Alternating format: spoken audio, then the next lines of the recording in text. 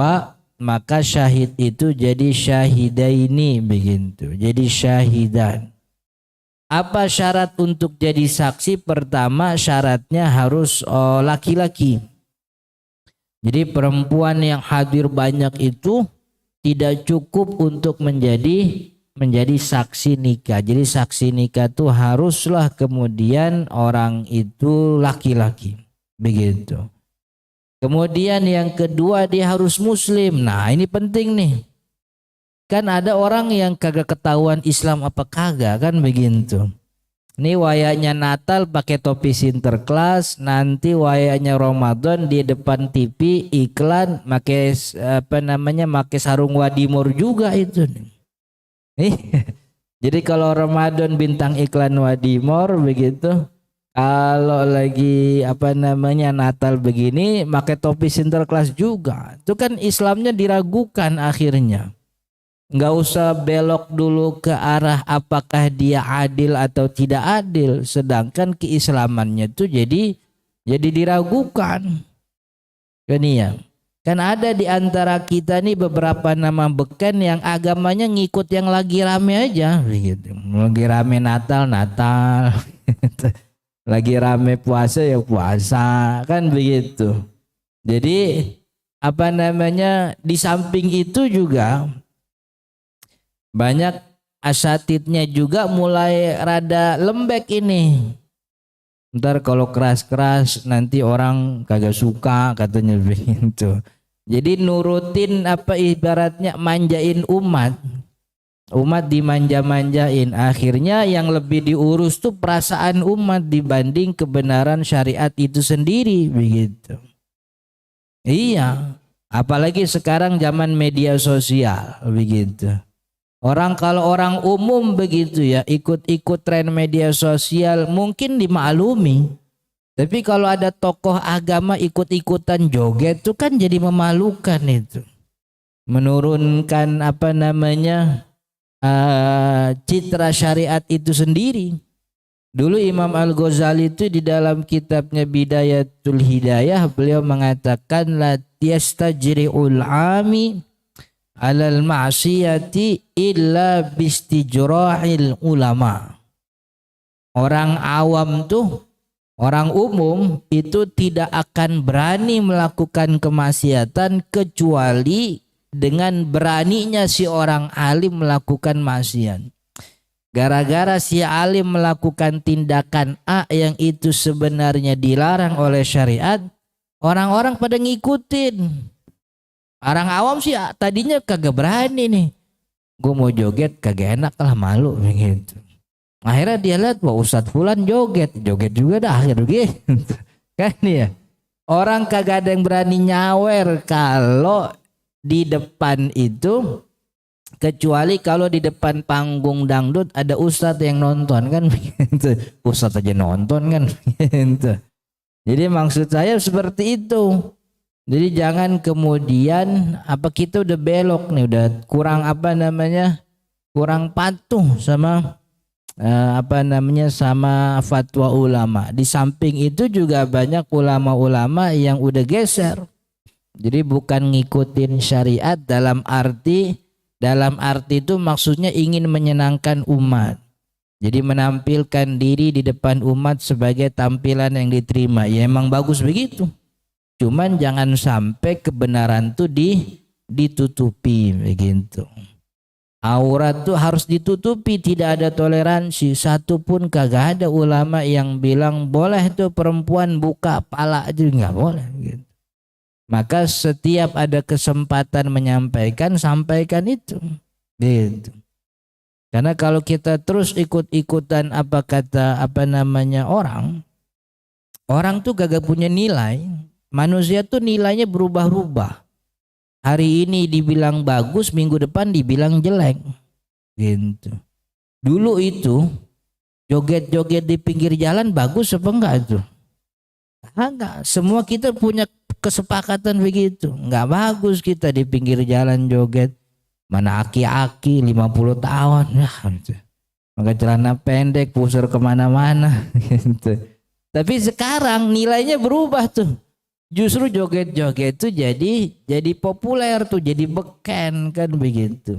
Akhirnya begitu kata Nabi Shallallahu Alaihi Wasallam, la tattabi'anna sunana man kana qablakum shibron bi shibrin.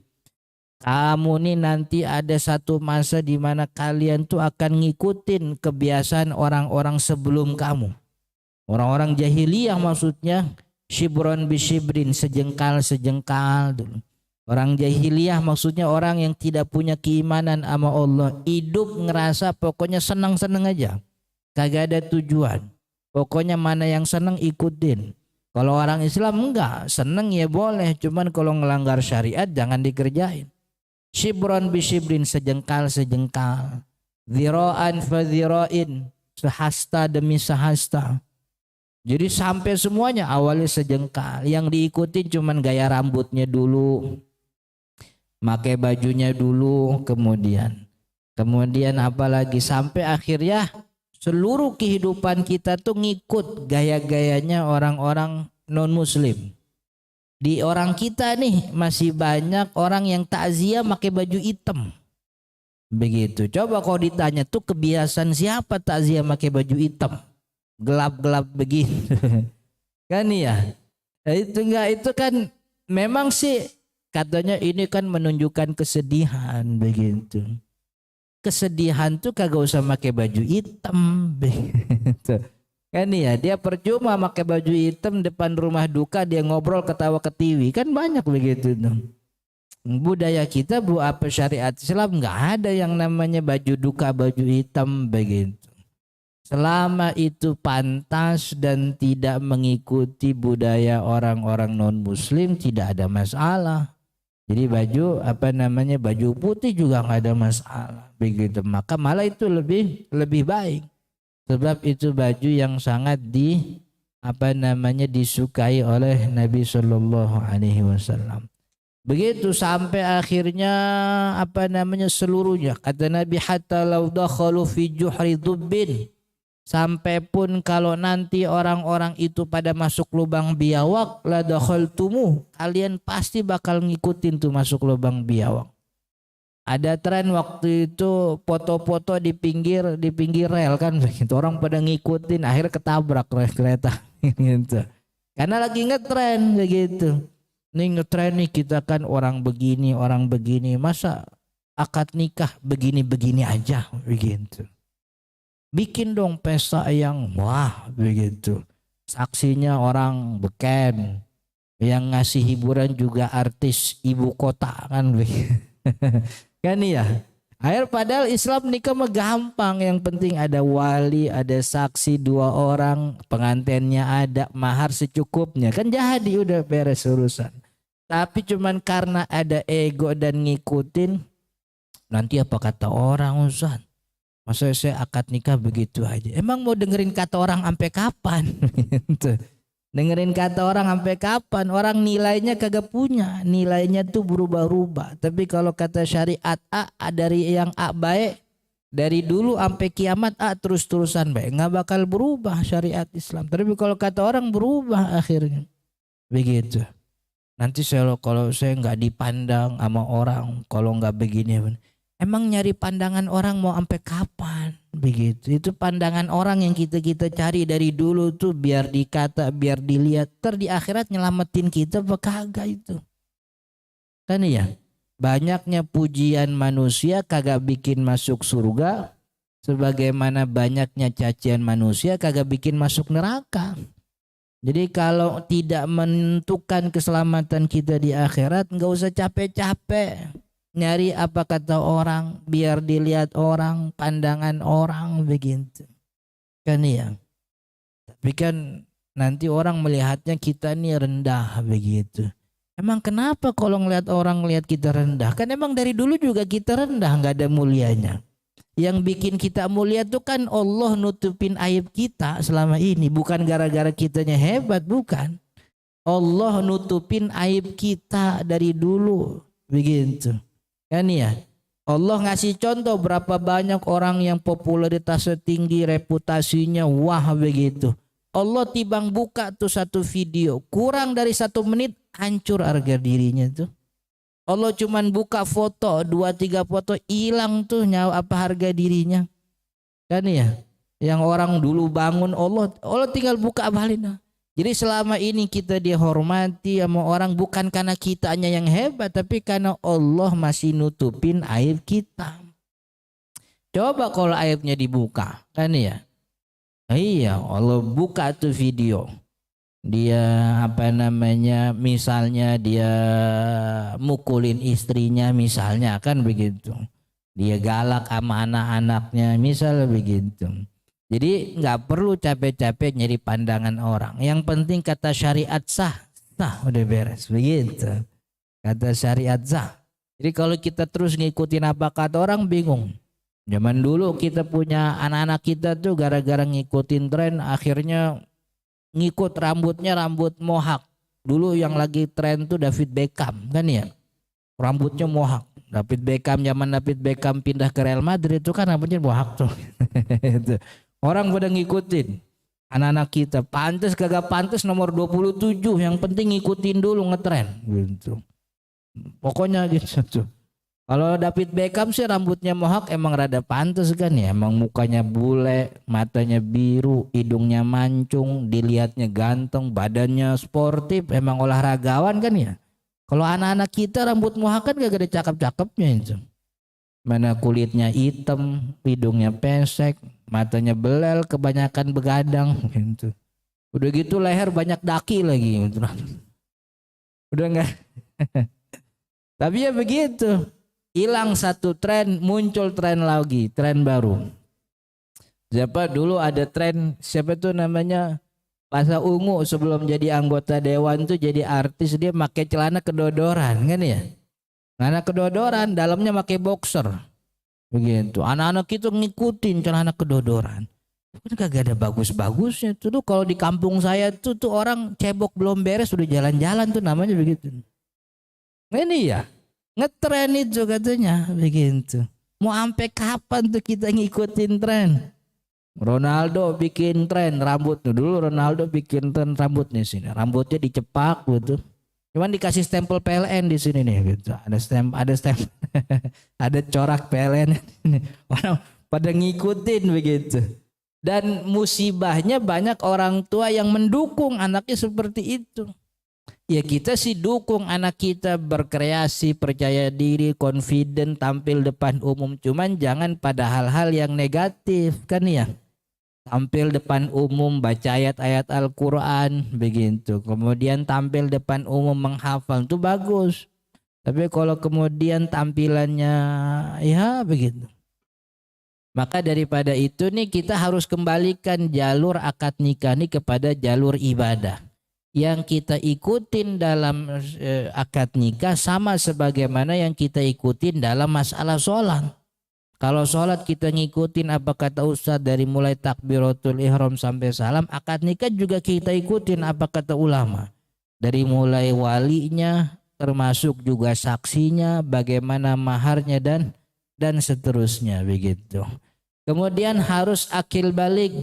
Maka laki-laki muslim yang belum akil balik tidak diterima kesaksiannya. Mirrijalikum wastashhidu, dan persaksikanlah dengan 2 orang saksi dari orang rijal. Rijal itu Al-Quran menyebut untuk laki-laki dewasa.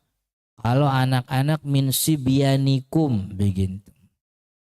Kemudian merdeka. Ini dalam kondisi memang waktu di ketika itu memang masih ada klasifikasi orang budak dan merdeka. Tapi kemarin kita ingetin bahwa budak merdeka itu bukan produknya syariat Islam. Jauh sebelum syariat Islam datang, sebelum Nabi Muhammad SAW dilahirkan, justru perbudakan tuh banyak begitu. Kan ya? Apa yang kita dengar Heraklius punya budaknya sekian, kemudian raja-raja punya selirnya sekian, datang syariat Islam budak dihapus tuh. Bahkan syariat Islam tuh satu-satunya agama yang tidak membedakan budak dan merdeka. Budak boleh jadi imam, merdeka nggak ada masalah jadi makmum, kan begitu. Budak merdeka satu sop bareng-bareng nggak ada masalah. Itu yang bikin makin kesel orang-orang kafir Quraisy tuh begitu waktu itu. Sebab nih Muhammad bawa ajaran yang bikin kok kita kagak ada bedanya sama budak begitu. Masa budak kita sama kita satu sop boleh? Kan kagak boleh itu, mesti begitu. Justru syariat Islam budak sama. Boleh jadi imam. Bahkan Bilal bin Rabah itu jadi diangkat oleh Nabi SAW jadi muazzin, padahal berstatusnya budak begitu. Itu syariat. Bahkan ketika zaman dulu orang-orang tuh kalau raja-raja menang perang itu semua lawannya tuh jadi budak. Yang laki tentara tuh dieksekusi. Nih kita perang nih, menang tuh. Itu masih ada sisa nih anggota tentara. Itu sisa tentaranya dieksekusi. Kalau ada kepentingan ditawan sama dia. Kemudian ininya perempuan anak-anaknya, perempuan anak-anaknya jadi budak semuanya. Begitu. Karena memang sumber perbudakan paling tinggi dari peperangan. Tapi ketika Nabi Muhammad SAW bisa menaklukkan kota Mekah, kan dari Mekah diusir. Kemudian hijrah ke Madinah. Di Madinah galang kekuatan. Tahun ke-9 balik lagi ke Mekah, Fathu Makkah. Kota Mekah dikuasai oleh Nabi SAW. Ketika beliau berkuasa, satu pun itu kan jatuhnya tuh menang perang itu. Tanpa perlawanan, kalah strategi itu orang kafir Quraisy Mekah. Tapi ketika beliau menguasai kota Mekah, yang dia bilang apa pertama kali? Man dakhala dara Abbas Sufyan fahuwa amin. Wa man dakhalal masjidal haram fahuwa amin. Kan begitu. Yang masuk rumahnya Abu Sufyan aman. Yang masuk Masjidil Haram aman. Tenang aja. Enggak ada yang bakal dibudakin, enggak bakal dizalimin. Semua boleh memeluk agama yang dia cinta, yang dia suka. Cuman karena ini dikuasai oleh syariat Islam, maksudnya dipimpin oleh penguasa muslim, orang-orang non muslim kita ajak masuk Islam. Cuman kalau tetap mau di agamanya nggak apa-apa, cuman bayar jizyah, kan ya. Mau tetap dalam agama nenek moyang bayar jizyah. Jizyahnya juga murah zaman dulu. Zaman Nabi SAW jizyah itu 1 dirham 1 kepala seumur hidup. 1 kepala nih 1 orang 1 dirham. 1 dirham berapa tuh 1 dirham? 1 dirham tuh 3/4 gram perak. Kita buletin 4 gram dah, 4 gram perak. 1 perak sekarang tuh berapa sih? 12.000. Kalau 12.000 kali 4 tuh berarti cuma 48.000. Ya 50.000. 50.000 seumur hidup itu. Ini 50.000 seumur hidup. Kalau kemudian berganti khalifah biayanya naik turun tuh memang ada ceritanya, tapi enggak banyak-banyak. Jadi justru agama Islam yang menghapuskan banyak syariat-syariat yang kemudian hukumannya sanksi bagi yang melanggar, membebaskan budak. Bahkan kalau orang muslim punya budak lalu budaknya digauli, maka anaknya jadi merdeka, kan begitu. Nanti si perempuan ini jadi merdeka sepeninggal si tuannya wafat, gitu. Jadi bukan syariat Islam yang bawa budak, jauh sebelum itu budak udah ada. Justru syariat Islam datang biar sama nih, nggak ada bedanya. Bahkan di akhir hayat Nabi SAW, Nabi Muhammad ucapannya apa? As-salatu wa ma malakat aimanukum, kata Nabi. As-salat itu maksudnya jagalah sholat kalian dan hormati budak hamba sahaya kalian. Itu kalimat terakhir tuh yang Nabi Muhammad ucapkan, sholat budak sahaya, sholat budak sehamba sahaya. Jadi maksudnya sholat tuh ibadah vertikal kepada Allah Subhanahu wa ta'ala. Kemudian yang kedua, budak itu maksudnya ibadah horizontal, sesama manusia. Jadi kalau sesama budak kita bisa menghormati, niscaya ke orang yang lebih tinggi mudah. Sebab budak tuh manusia dengan strata sosial paling rendah. Jangankan baju yang dia pakai, badannya dia gak punya. Kan badannya punya tuannya. Kan ya. Artinya menghormati budak kok kagak dapat untung apa-apa. Kita nih punya teman. Alhamdulillah Allah kasih jabatan. Teman kita nih, Allah kasih jabatan jadi anggota ini, anggota. Kita menghormati, kecipratan untung itu. begitu. Iya syukur apa, nah seenggaknya kalau diundang makannya enak lah begitu. Ji datang ke rumah ya, ada acara apa nih? Ini syukuran pengangkatan ini gitu. Aneh diangkat jadi ini, datang ke rumah makan enak. Jadi kenal sama orang tersebut, menghormati orang tersebut tuh dapat keuntungan sebab dia punya jabatan. Tapi kalau ngormatin budak untungnya apa? Kagak ada. Padahal kita sekarang tinggal di zaman yang gue dapat apa nih kan begitu. Mau ngapa-ngapain gue dapat apa nih kan gitu. Nabi Muhammad bilang hormati budak. Sebab kalau kamu bisa hormat terhadap budak, adil terhadap budak, niscaya orang-orang di atasnya nggak ada masalah. Ya bahasanya orang kalau hampir tiap hari main kotoran, kecipratan comberan juga nggak apa-apa kan begitu. Kan ya, biasanya tidur di balai kagak pakai kasur, diajak tidur di hotel, kan jadi kebluk itu akhirnya. Iya enak kan begitu. Tapi kalau kebiasaan cuman sama orang tinggi, orang terhormat, punya jabatan, tuh sama orang rendahan susah. Biasa tidur di hotel diajak ngeronda, masuk angin besok kan. Kan ya. Jadi maksudnya kalau ini nih strata sosial nih kita nggak perhatiin, yang kita perhatiin bahwa semua manusia punya hak begitu.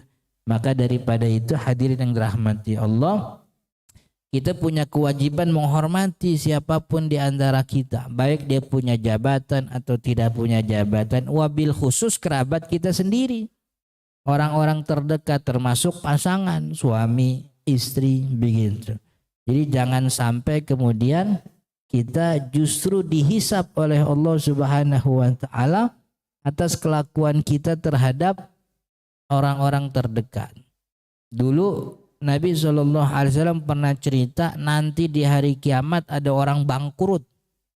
Bangkrut kenapa ya Rasul? Dulu orang ini datang kepada Allah, nanti di hari kiamat orang ini datang kepada Allah dengan ibadah yang banyak, sholatnya rajin, puasanya rajin, sedekahnya nggak pernah berhenti, haji pun dijalankan. Cuman orang ini doroba hadza, dia pernah mukul dia, wa qadhafa hadza, dia pernah menuduh orang lain tanpa bukti, wa syatama hadza, pernah menghina orang lain, wa akhadha mala hadza, ngambil harta orang lain tanpa hak, wa qata wa safaka dima'a hadza, dia kemudian bahkan menumpahkan darah orang lain. Doroba mukul, syatama menghina, qadhafa menuduh, akhadha ngambil harta, safaka membunuh. Ini orangnya rajin, cuman pernah menghina.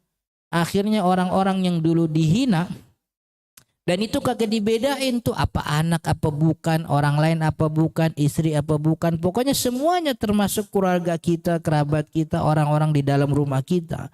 Itu datang kepada Allah, ya Allah saya minta keadilan. Ini orang dulu sering hina saya karena mungkin dia lebih tinggi dan seterusnya. Sekarang gimana? Ya udah saya pengen dosa pahalanya diambil buat saya. Jadi pahala ibadah yang banyak tuh diambil buat si korbannya. Hatta wa in bakiyat, hatta wa gimana hadisnya? Hatta sampai kemudian korbannya masih banyak, hatta wa in faniyat hasanatu, sampai kemudian pahalanya habis buat korbannya, tapi korbannya masih banyak yang ngantri begitu. Masih banyak tuh yang minta haknya. Akhirnya fakudhifa khotoyahum alaih. Akhirnya dosa orang-orang yang dihina diambil oleh dia, oleh Allah, lalu ditimpakan kepada orang tersebut. Akhirnya jadi bangkrut. Modalnya gede, puasa, zakat, haji semua dilaksanain, cuman karena sosialnya kurang bagus, akhirnya jadi bangkrut. Masuk dah akhirnya ke dalam neraka. Itu kata Nabi Muhammad begitu. Jadi syariat Islam menuntut kita jadi orang soleh ritual sekaligus soleh sosialnya juga begitu. Rajin sholatnya bagus, tapi sama tetangga jangan manyun mulu begitu. Sama istri jangan ngomel mulu, jangan marah-marahin mulu. Oke. Kemudian selanjutnya syarat apalagi minimal 2 orang. La nikaha illa biwaliyin wa syahidai adlin. Nah ini disebutkan oleh Nabi, tidak ada pernikahan kecuali dengan wali dan 2 saksi adil. Makanya disyaratkan tidak adil. Adil itu lawannya fasik. Sederhananya adil itu orang yang tidak terlihat melakukan kemaksiatan. Zahir yang kita lihat orangnya baik. Sholat ya sholat. Kemudian nutup aurat begitu.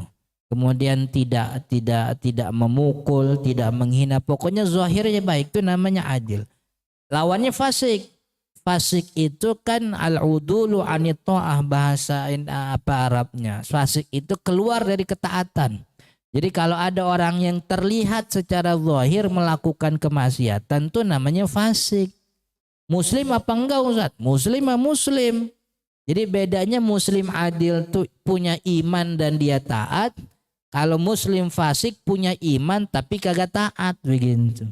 Iman sih cuman kagak sholat. Iman cuman sering nipu. Punya iman masih bohong. Punya iman tapi di HP-nya ada aplikasi judi online kan. Itu fasik namanya. Begitu. Makanya nih sekarang nih kalau mau nyari saksi jangan yang beken-beken loh. Apa aja. Sebab nih kata data kemarin tuh ada lebih dari 2.000 anggota dewan dari DPRD tingkat 1, 2 termasuk DPR nasional. 2.000 orang anggota dewan ikut judi online. Coba bayangin. Sebegitu itu anggota dewan kan kita pikir orang pintar, rupanya bego semua itu. Iya, orang kalau ikut judi online kan berarti bego itu namanya. Kan ya. Kemudian anggota TNI-nya ada, anggota Polri-nya ada, bahkan orang Kominfo-nya juga ada. Begitu.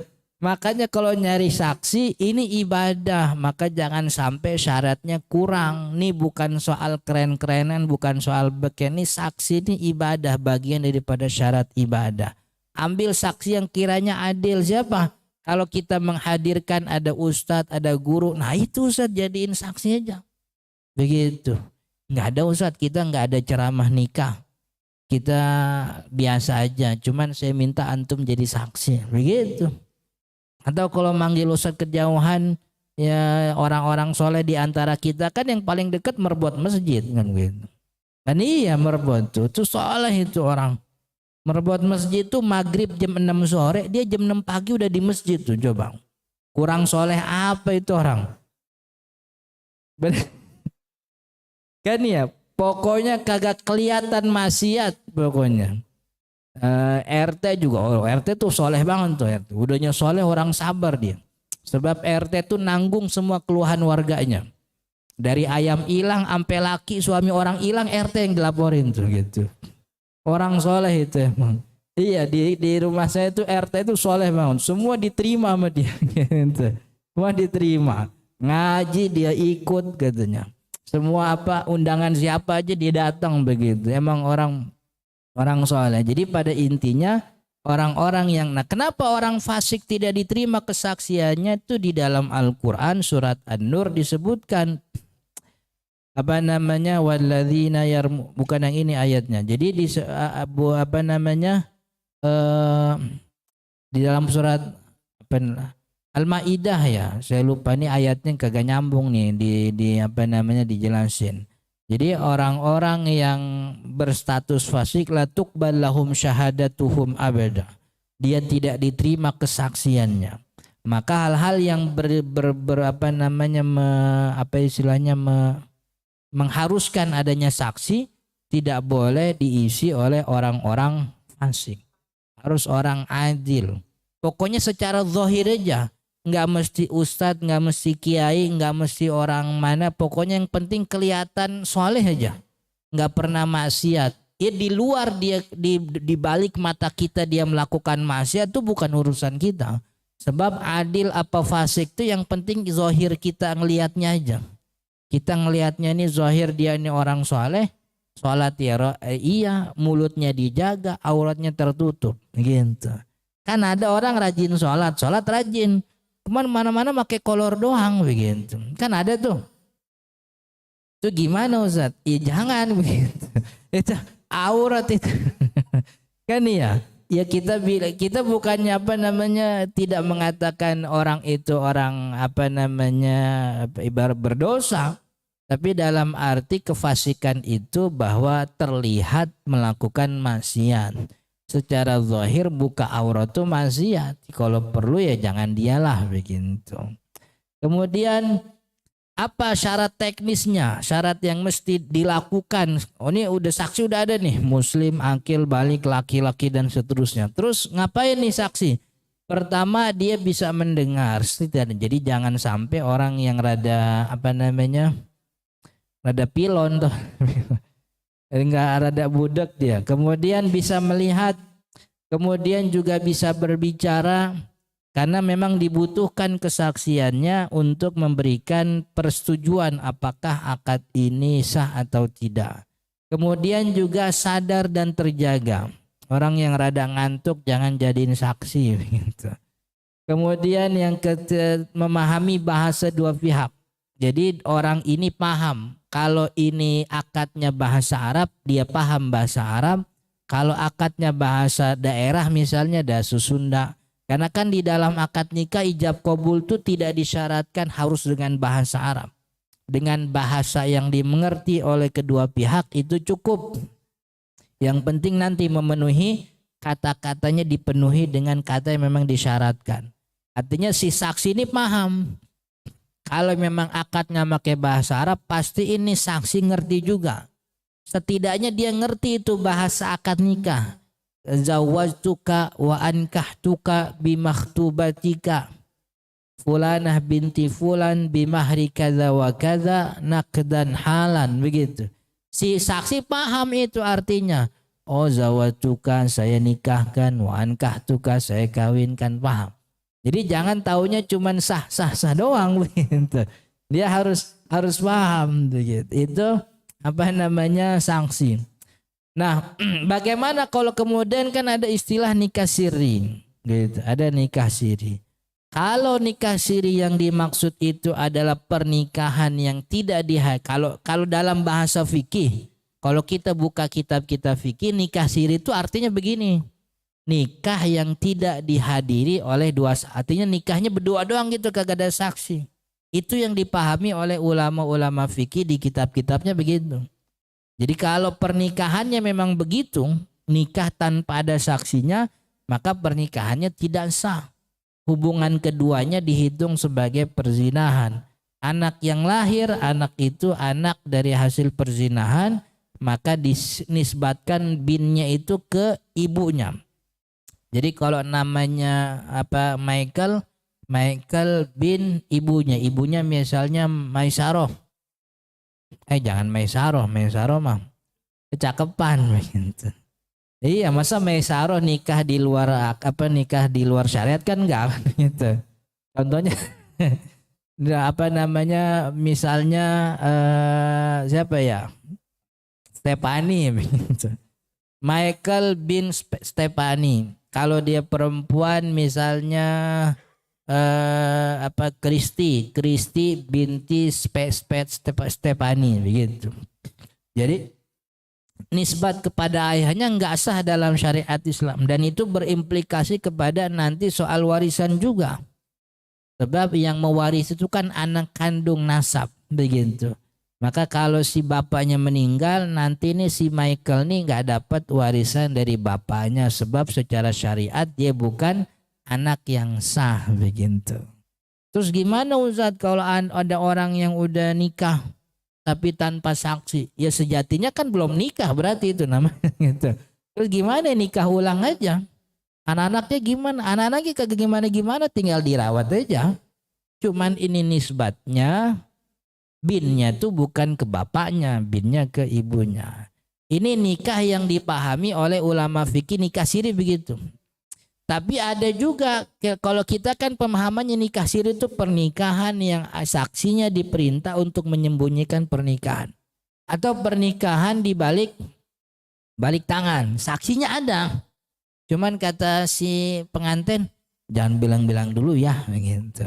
Jangan bilang-bilang. Jadi hadir tuh di dalam akad nikah walinya ada, dua saksi ada, kemudian pengantin laki perempuan ada. Cuman tidak dicatat pencatatan sipil. Ataupun kalaupun dicatat kata si pengantin, jangan bilang-bilang dulu ya gitu. Ntar dulu takutnya media tahu begitu. Emang kenapa? Saya kan iya anggota ini kagak boleh poligami kan begitu. Misalnya begitu. Ini kalau seperti ini yang dimaksud nikah siri, pernikahannya sah. Cuman memang kelakuan seperti ini dimakruhkan oleh ulama. Sebab adanya saksi itu kan untuk menghindari fitnah. Jadi kalau kelihatan ada orang laki perempuan berdua begitu, orang jadi kagak ngomongin. Gua lihat, no dia berdua-dua, emang dia laki bini. Kalau ada saksinya kan emang laki bini kemarin udah nikah kan gua saksinya begitu. Jadi adanya saksi itu selain sebagai syarat akad ini untuk menghindari adanya fitnah.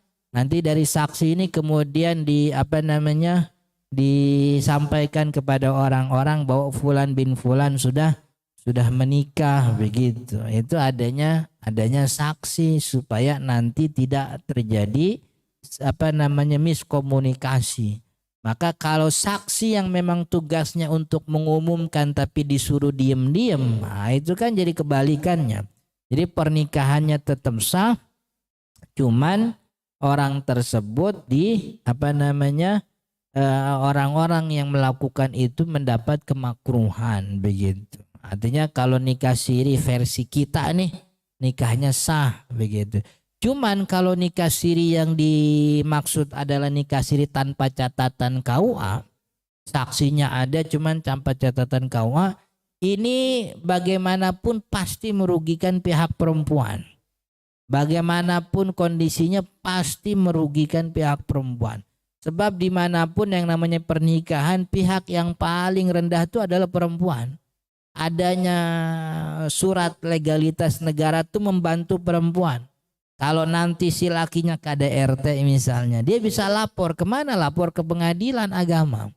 Tapi kalau dia lapor ke pengadilan agama cuman gak ada catatan KUA-nya, mbak sampean kan bukan suami istri, nggak ada catatannya di sini kan gitu. Kalau gitu lapor ke polisi kalau emang ada KDRT. Jadi hak-hak sebagai istri itu hilang. Misalnya dia nggak dinafkahin, udah dinikahin, lakinya pergi kemana tahu begitu. Nggak ada nafkah, nggak ada kabar.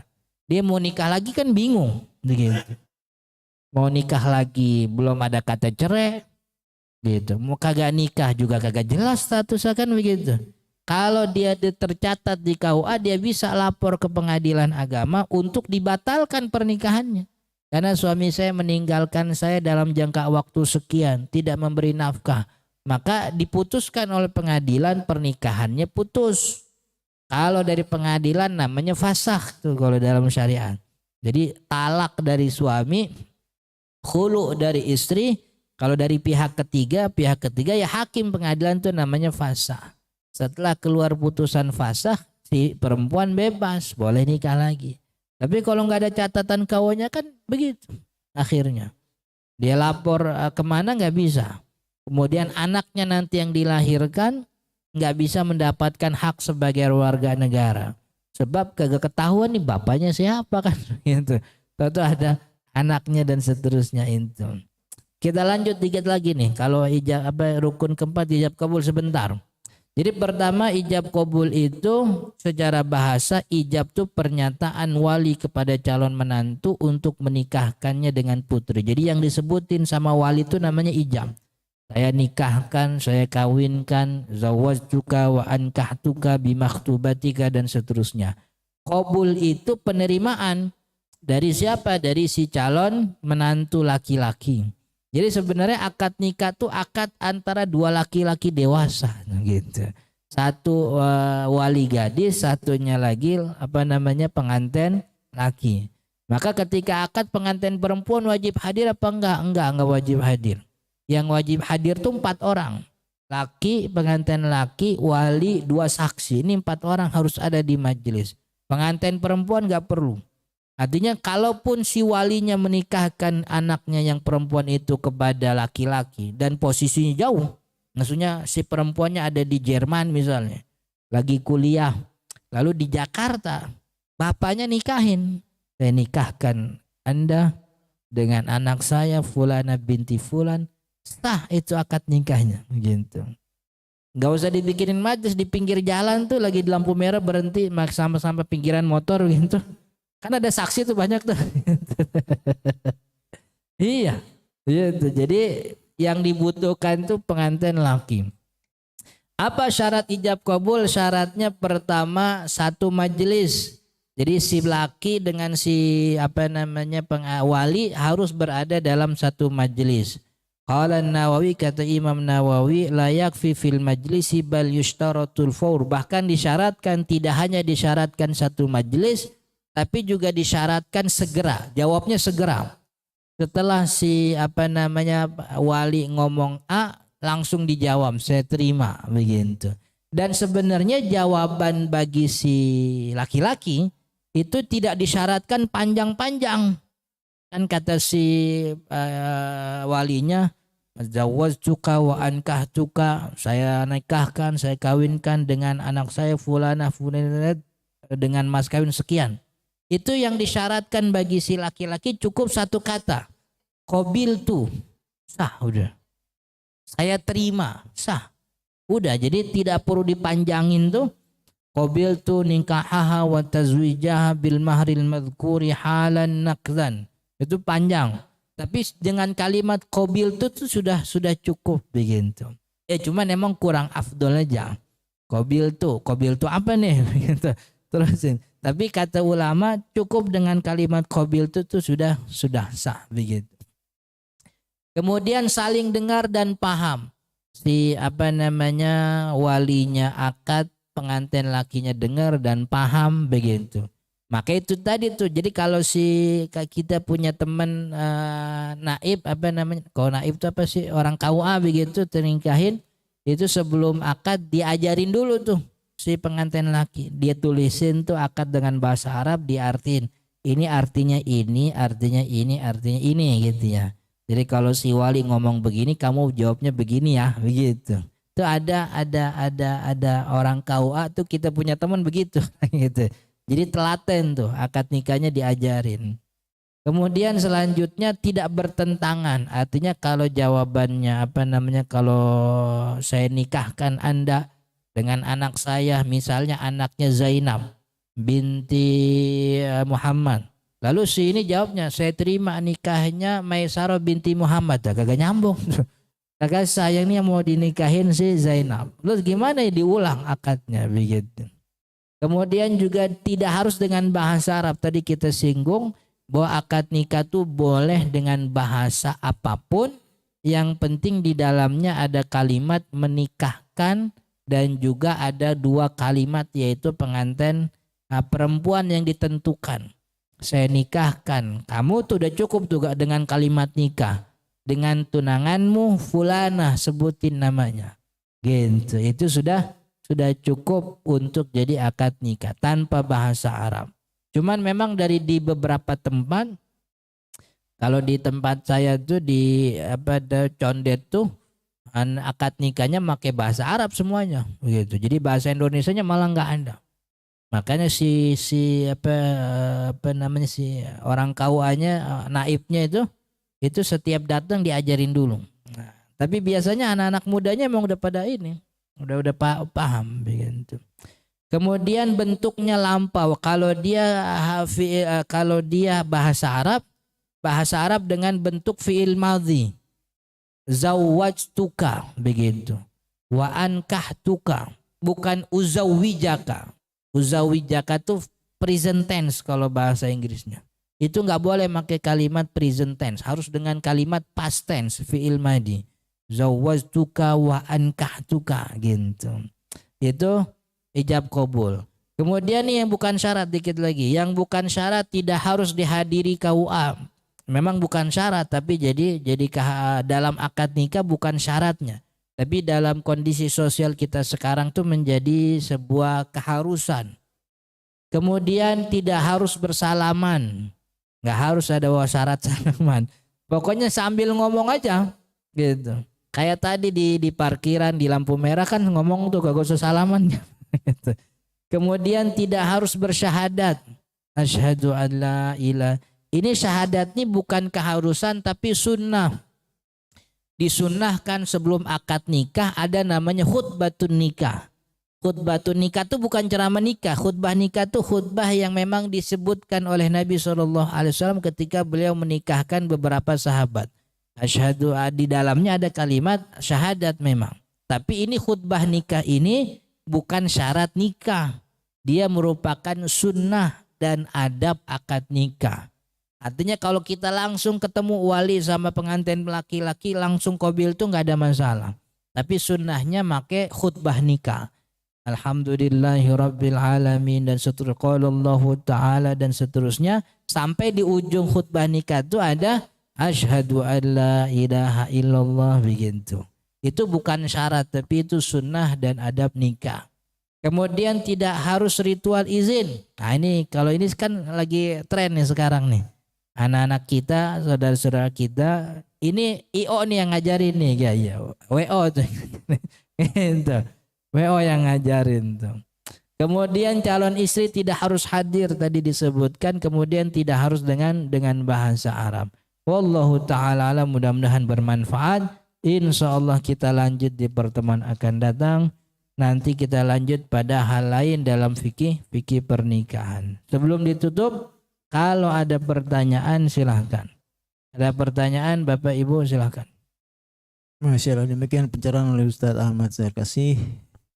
Selanjutnya diberi kesempatan bagi bapak-bapak atau ibu-ibu yang mau tanya.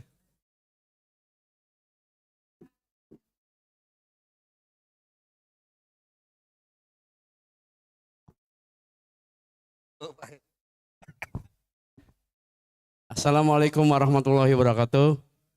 Pak Ustadz yang kami hormati, terima kasih ceramahnya. Saya tanya satu Pak Ustadz. Dalam ijab kabul tadi selalu dikatakan saya nikahkan dan kawinkan. Kira-kira apa bedanya nikah dan kawin Pak Ustadz?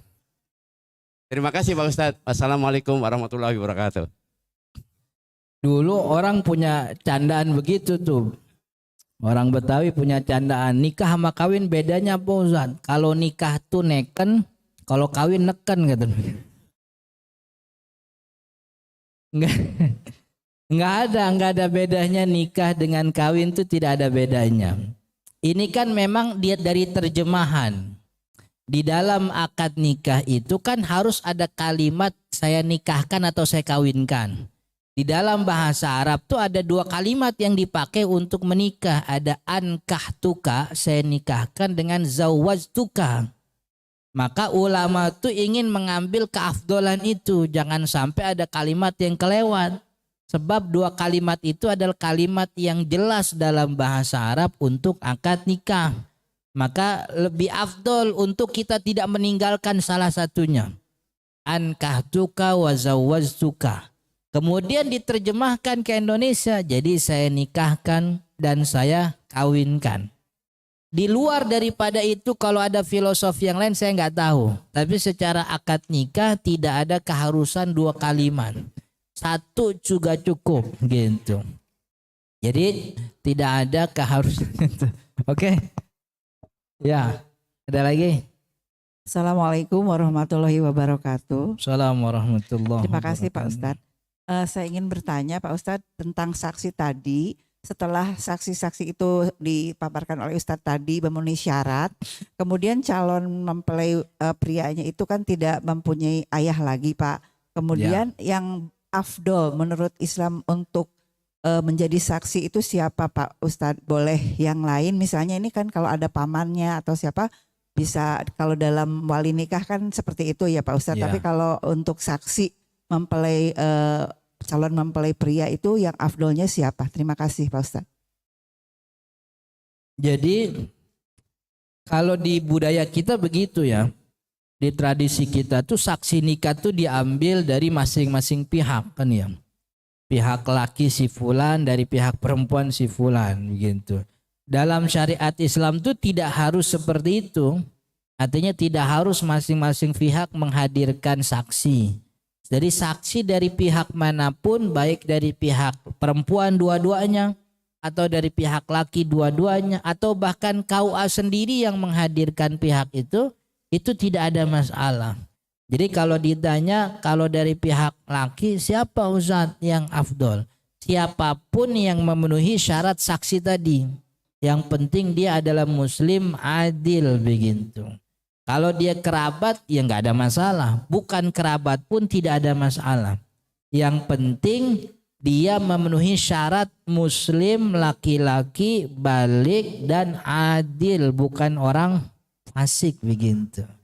Itu yang memang dari budaya kita memang begitu. Jadi saksi itu diambil dari dua-duanya.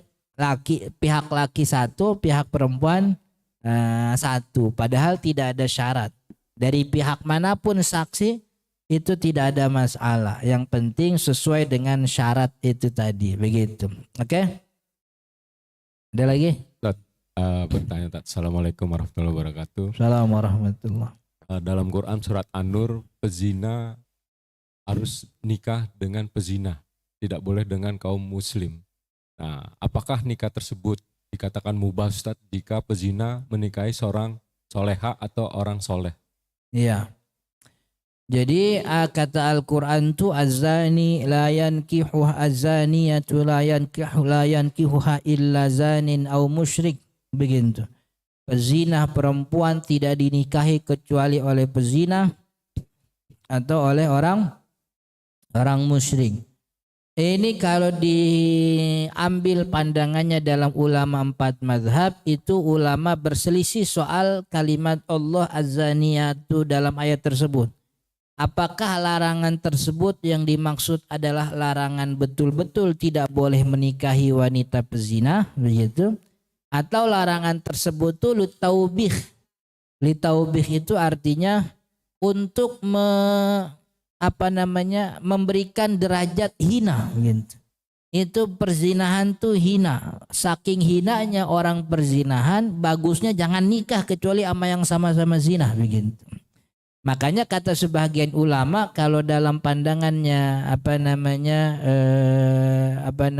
mazhab Imam Ahmad bin Hambal, pezina tidak boleh dinikahi sampai kemudian dia melahirkan anak yang dihasilkan dari perzinahan tersebut. Setelah itu dia boleh nikah. Tapi dalam mazhab Syafi'i, ayat tersebut tuh litaubih, untuk menstatusi keburukan, tapi tidak menghalangi. Artinya orang yang berzina kemudian boleh menikah dengan siapapun, begitu, dengan siapapun. Dan itu kan di ayatnya musyrik illa zanin au musyrik. Kan yang namanya perempuan muslimah kan gak boleh nikah sama orang non muslim. Maka ayat ini bukan sejati-jatinya maksudnya orang perzina itu dinikahi sama musyrik, bukan. Tapi karena ini untuk memberikan label hina, begitu, memburuk, ini status yang buruk. Tapi dalam hukum fikih orang pezina, begitu, itu boleh menikah dengan laki-laki yang bukan menzinahinya, begitu. Jadi tidak ada masalah. Cuman status anaknya memang nanti tidak dinisbatkan kepada bapaknya. Kalau dinikahi sama orang yang berzina juga boleh, nggak ada masalah.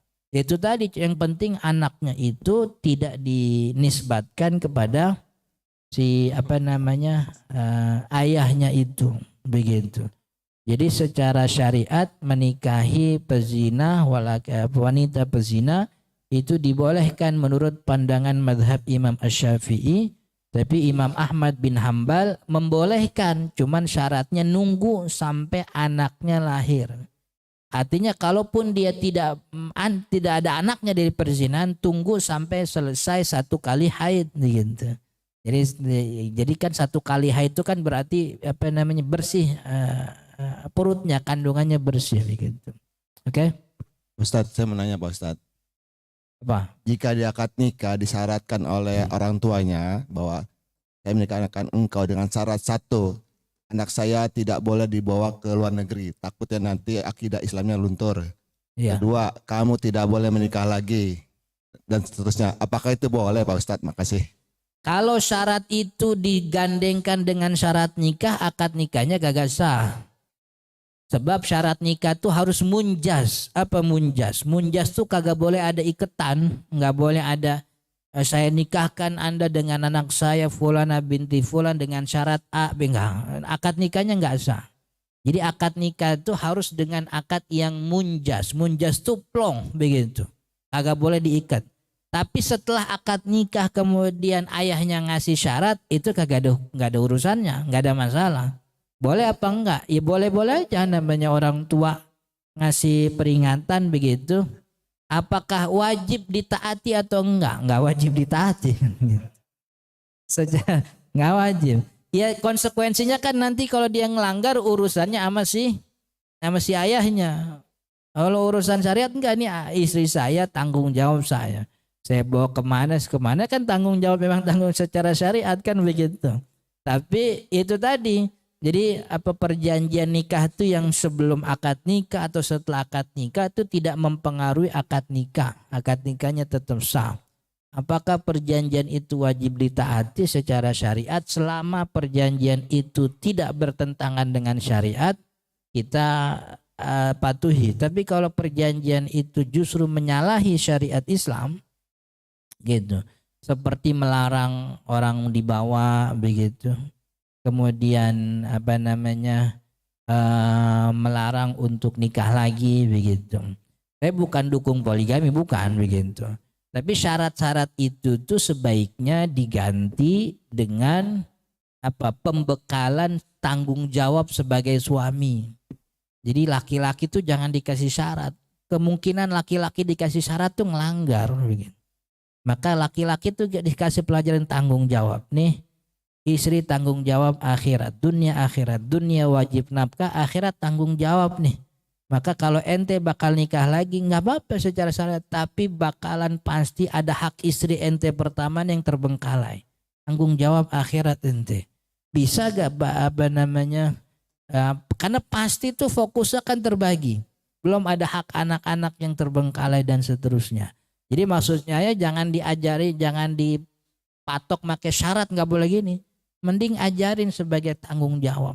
Saya nikah nih udah sekian puluh tahun. Ada hal terberat dalam pernikahan. Misalnya begitu bapaknya cerita. Yaitu menjaga kesetiaan istri sekaligus menjaga perasaan istri. Gitu yang diajarin tuh. Jangan ditakut-takutin pakai syarat. Lo kalau nikah lagi nggak dapet tuh jatah saham perusahaan. Tapi kalau boleh apa enggak, bapak wali orang tua perempuan, ya boleh nggak apa-apa begitu. Ya cuman harus paham konsekuensi bahwa si suami pun tidak mesti dia patuh kepada syarat yang disyaratkan itu. Oke? Ustadz, yang tadi saya tanyakan, saya baca fatwa di Arab Saudi. Ya seorang ada jemaah itu menanyakan ke Syekh Utsaimin. Saya misalnya kan anak, mensyaratkan anak saya tidak boleh dibawa ke Amerika, kemana segala macam. Apakah boleh? Boleh kata gitu Ustaz. Ya emang boleh. Yang penting kagak ditapas akad nikah, boleh mau boleh gitu. Cuman apakah suami wajib taat? Nah itu kan beda. Wallahu ta'ala alam, mudah-mudahan bermanfaat. Subhanakallahumma wa bihamdika asyhadu an la ilaha illa anta astaghfiruka wa atubu ilaik. Hadanallahu wa iyyakum ajma'in. Assalamualaikum warahmatullahi wabarakatuh. Waalaikumsalam.